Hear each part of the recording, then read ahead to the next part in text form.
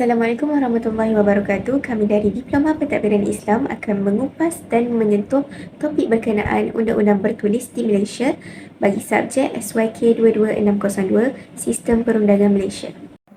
Undang-undang bertulis merupakan undang-undang yang digubal oleh badan perundangan legislatif seperti Parlimen iaitu Persekutuan serta Dewan Undangan Negeri iaitu DUN, di mana undang-undang ini merupakan sumber utama kepada undang-undang di Malaysia. Undang-undang ini dikenali sebagai sumber bertulis kerana dinyatakan, ditulis serta distatutorikan secara spesifik. Antara sumber undang-undang bertulis ialah Perlembagaan Persekutuan yang menggubal akta, manakala Perlembagaan Negeri yang menggubal enactment, ordinans serta perundangan kecil. Kami akan mengupas topik ini dengan lebih lanjut pada video yang seterusnya.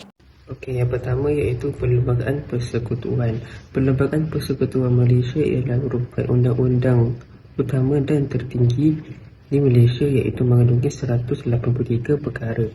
Ia merupakan satu dokumen undang-undang bertulis yang telah dibentuk berasaskan dua dokumen terdahulu iaitu Perjanjian Persekutuan Tanah Melayu 1948 dan Perlembagaan Kemerdekaan tahun 1957. Perlembagaan ini telah dirangka berdasarkan nasihat daripada Suruhanjaya Reid yang telah melakukan kajian dalam tahun 1956. Seterusnya ialah tentang Dewan Undangan Negeri. Dewan Undangan Negeri ialah badan perundangan yang menduduki kasta tertinggi di peringkat negeri Malaysia. Badan perundangan ini terdiri daripada Ketua Negeri, seorang pengerusi dan ahli-ahli Dewan Undangan Negeri yang disingkatkan kepada ADUN.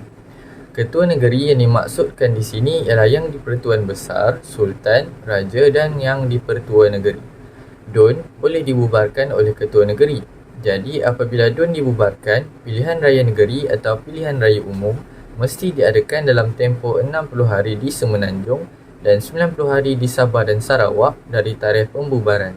Seterusnya, melihat kepada perlembagaan negeri pula, ianya adalah hasil daripada perkongsian antara negeri yang menganggotai Persekutuan Malaysia. Dalam perkara 7-1, Perlembagaan Persekutuan memperuntukkan Kerajaan Persekutuan menjamin hak raja untuk mewarisi dan hak-hak perlembagaan serta keistimewaan negeri mengikut perlembagaan tersebut. Kemudian, peruntukan untuk kuasa-kuasa negeri pula diistilahkan sebagai perkara perlu. Dalam jadual ke-8 terdapat dua peruntukan utama iaitu bahagian pertama yang mengandungi perkara tetap dan peruntukan kewangan. Manakala bahagian kedua pula mengandungi peruntukan sementara. Terdapat 4 peruntukan negeri iaitu harus mengandungi raja atau yang di-Pertuan Negeri, kemudian Majlis Mesyuarat Kerajaan Negeri, pihak berkuasa perundangan negeri dan Dewan Undangan Negeri iaitu DUN. Dalam hal ini, semua negeri telah menerima peruntukan tetap, manakala Melaka dan Pulau Pinang tidak mempunyai peruntukan istimewa kerana mereka ini tidak mempunyai raja. Jadi, berkaitan raja atau yang di-Pertuan Negeri, mereka ini telah diperuntukkan dalam perlembagaan negeri beraja iaitu sesiapa yang akan mewarisi takhta secara jelas. Raja juga merupakan ketua agama Islam pada setiap negeri. Dalam masa yang sama, berkaitan pelantikan yang di-Pertuan Negeri adalah dilantik oleh Yang di-Pertuan Agong selepas berunding dengan Ketua Menteri. Kemudian, tanggungjawab Majlis Eksekutif Negeri pula adalah menasihati Raja atau Yang di-Pertuan Negeri dalam menjalankan tugas mereka. Akhir sekali, berkaitan Dewan Undangan Negeri iaitu DUN adalah berkuasa dalam membuat undang-undang negeri. Merupakan undang-undang yang dirubah oleh Badan Perundangan. Antaranya adalah Akta. Akta ini merupakan undang-undang yang diperbuat dan diluluskan oleh Parlimen Malaysia iaitu Badan Perundangan Negara di peringkat persekutuan dan diperkenalkan oleh Yang di-Pertuan Agong. Akta ini juga merupakan undang-undang yang dibuat sebelum merdeka tetapi dipilih, diemas ini dan ditembak semula selepas merdeka di Parlimen. Akta ini terbahagi kepada 5 iaitu Akta Pidaan, Akta Penyatuan, Akta Pengasuhan, Akta Pengesahan dan Akta Pengisytiharaan. Seterusnya ialah tentang Undang-Undang Negeri yang disebut enactment. Enactment adalah suatu istilah yang merujuk kepada undang-undang negeri yang digubal oleh Dewan Undangan Negeri. Badan perundangan negeri tersebut menjadi titik tolak kepada penggubalan dan kelulusan terhadap enactment yang diperbuat bagi semua negeri-negeri di Malaysia kecuali negeri Sarawak. Antara contoh enakmen yang diperbuat oleh DUN ialah enakmen Undang-Undang Keluarga Islam Negeri Selangor Pindaan 2018, enakmen Kawalan Hiburan Negeri Kelantan 1998 dan banyak lagi. Perundangan subsidiari atau perundangan kecil digubal dan diluluskan oleh badan-badan eksekutif seperti Yang di-Pertuan Agong, menteri-menteri dan pihak berkuasa tempatan melalui kuasa yang diperuntukkan di bawah Akta-Akta Parlimen dan Eknamen-Eknamen Dewan Perundangan Negeri.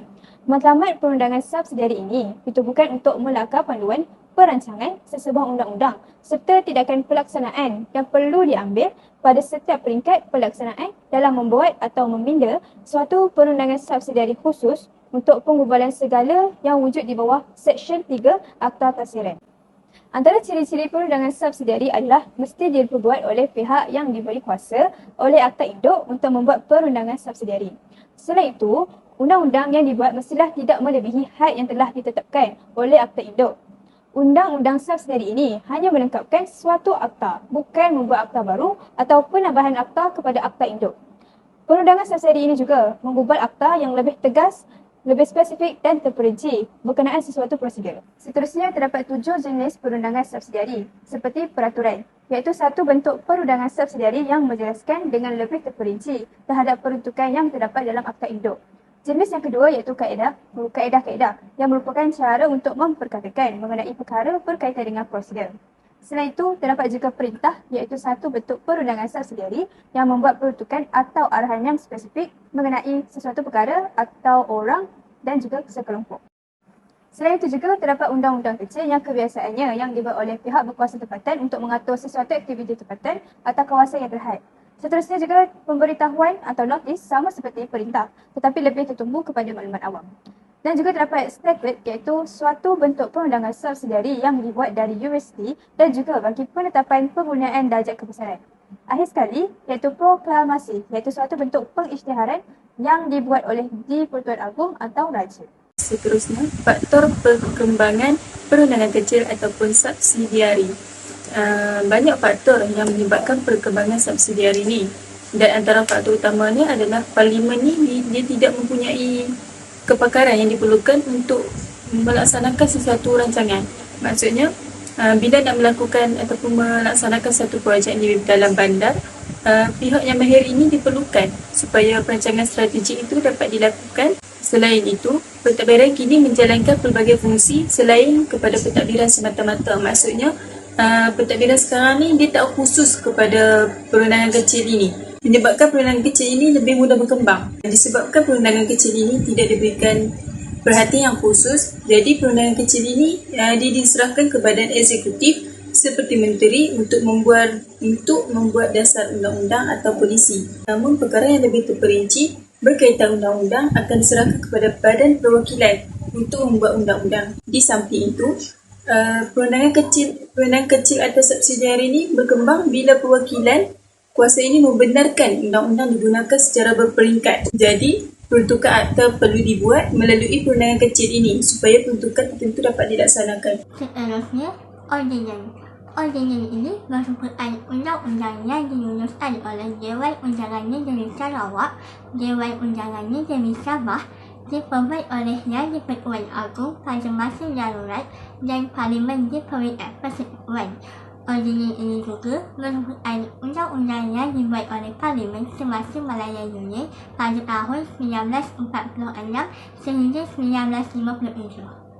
Perlembagaan Malaysia merupakan undang-undang tertinggi negara di mana undang-undang adalah salah satu sistem peraturan yang digubal oleh Parlimen, perlu dipatuhi oleh setiap masyarakat agar keselamatan dan keamanan rakyat terjamin. Sebagai rakyat yang patriotism, kita perlu menjunjung tinggi martabat perlembagaan negara bagi mengekalkan kestabilan dan kemakmuran negara. Setiap undang-undang yang digubal seharusnya dilaksanakan secara adil bagi rakyat serta individu yang mempunyai jawatan-jawatan tertinggi bagi memastikan hak rakyat tidak dicabuli serta tidak terpalit isu pilih kasih dalam penyelarasan undang-undang.